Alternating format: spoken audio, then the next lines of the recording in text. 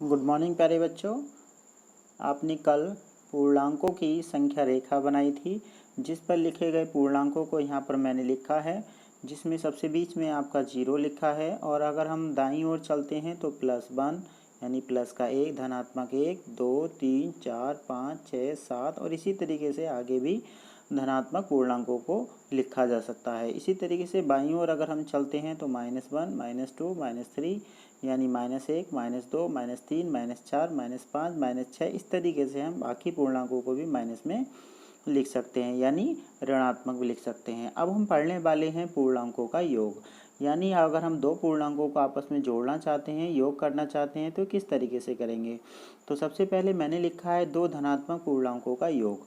अगर दोनों ही पूर्णांक आपके धनात्मक हैं और हम उनका योग करना चाहते हैं यानी प्लस करना चाहते हैं, जोड़ना चाहते हैं, तो वो धनात्मक ही रहते हैं। इस बात का आप ध्यान रखेंगे। अगर दो धनात्मक पूर्णांकों को जोड़ा जाता है तो वो धनात्मक पूर्णांक ही होते हैं। जैसे कि यहाँ पर मैंने लिखा है 4 और प्लस के 3, दोनों ही क्या हैं, धनात्मक पूर्णांक हैं।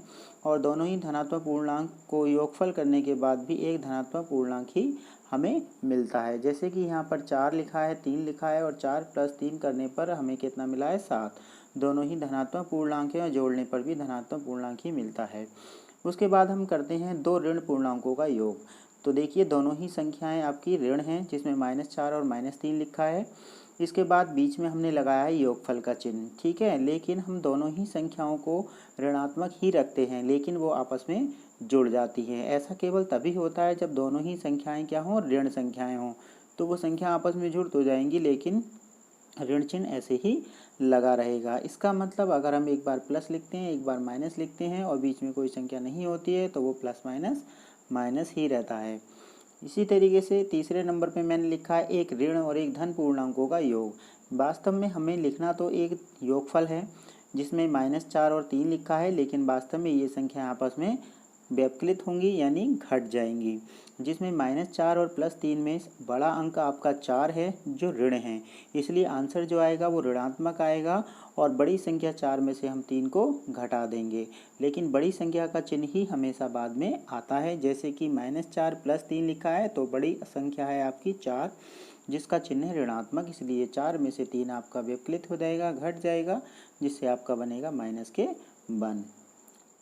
इसी को दोबारा रिपीट करते हुए लिखा है एक धन और एक ऋण पूर्णांकों का योग, जिसमें पहली संख्या आपकी धन है और दूसरी आपकी ऋण है। तो यहाँ पर आप देख रहे हैं कि धन संख्या आपकी अंक जो है वो बड़ा है और जो ऋण संख्या है वो आपकी छोटी है, इसलिए यहाँ पर भी आपका अंतर ही आएगा, यानी घटाना है, लेकिन अंक के सामने चिन्ह वही आएगा जो बड़ी संख्या का है। तो आप देख रहे हैं कि यहाँ पर 4 जो है वो धन है, इसलिए 4 में से 3 को घटाकर हमने 1 लिखा है जो धनात्मक है। तो इसके बाद हम एक्सरसाइज पे आते हैं और आपकी एक्सरसाइज को पढ़ते हैं। ये है आपकी प्रश्नावली 1.1, जिसमें सबसे पहला प्रश्न लिखा है कि किसी विशिष्ट दिन विभिन्न स्थानों के तापमानों को डिग्री सेल्सियस में निम्नलिखित रेखा पर दर्शाया गया है।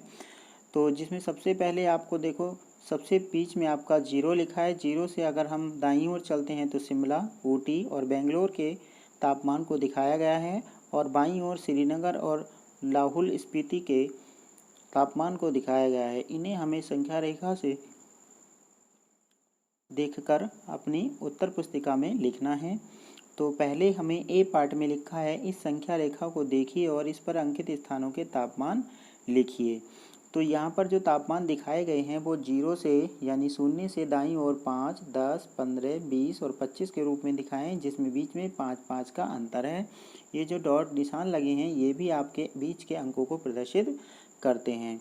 जिस तरीके से सबसे पहले अगर हम 0 से दाईं ओर चलते हैं तो सबसे पहले आपको शिमला दिख रहा है, तो शिमला का जो तापमान होगा वो आपका कितना होगा, 5 डिग्री सेंटीग्रेड यानी 5 सेल्सियस, जिसमें आपको दिखाई दे रहा है कि ये 5 नंबर पर है। तो यहाँ पर आपको उत्तर में शिमला लिखना है और शिमला लिखकर उसके सामने आपको डैश लगाना है और उसके आगे लिखना है 5 डिग्री सेल्सियस, ठीक है। इस तरीके से आपको उत्तर पुस्तिका में लिखना है। उसके बाद दूसरा है आपका ऊटी। ऊटी में देखो 10 के बाद अगर हम गिनती करें तो 11, 12, 13, 14 और 15। तो 14 नंबर पर तीर का चिन्ह लगा है जिसमें ऊटी लिखा है। इसका मतलब ऊटी लिखकर उसके सामने आप लिखेंगे 14 डिग्री सेल्सियस।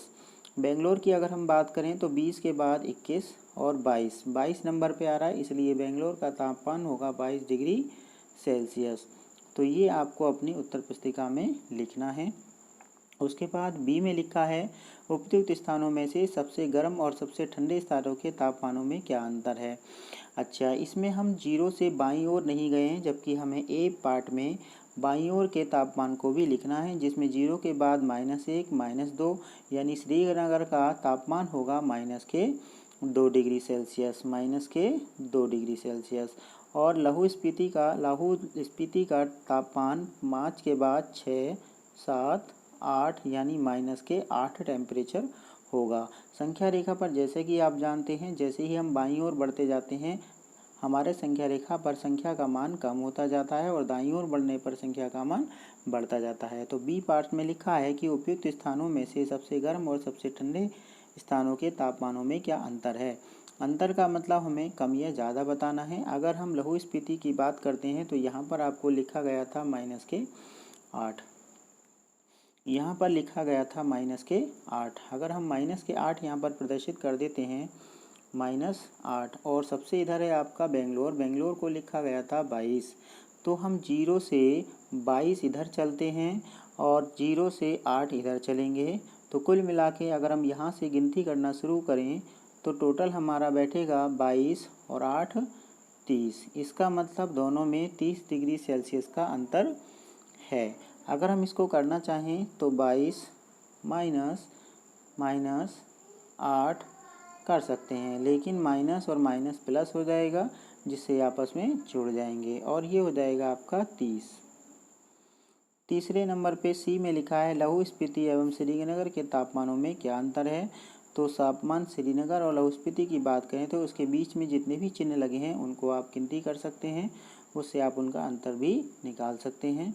जैसे कि आप देखें कि श्रीनगर से और लहू स्पीति के अंतर में 1 2 3 4 5 6 का अंतर है, तो इसका मतलब 6 डिग्री सेल्सियस का अंतर है। प्रश्न नंबर डी में लिखा गया है क्या हम कह सकते हैं कि शिमला और श्रीनगर के तापमानों का योग शिमला के तापमान से कम है। क्या इन दोनों स्थानों के तापमानों का योग श्रीनगर के तापमान से भी कम है। तो सबसे पहले हमें क्या करना है, शिमला और श्रीनगर के तापमानों को योगफल करना है। तो योगफल में हमें एक 5 लेना है और एक -2, क्योंकि श्रीनगर का जो तापमान है वो -2 है और शिमला का जो है वो आपका 5 है। तो अगर हम 5 में प्लस कर देते हैं -2 तो विपरीत चिन्ह है जिसमें आपका एक धनात्मक है एक ऋणात्मक है, तो ये आपका 5 में से 2 हट कम हो जाएगा और यहाँ पर बचेगा केवल धनात्मक 3 यानी प्लस के 3।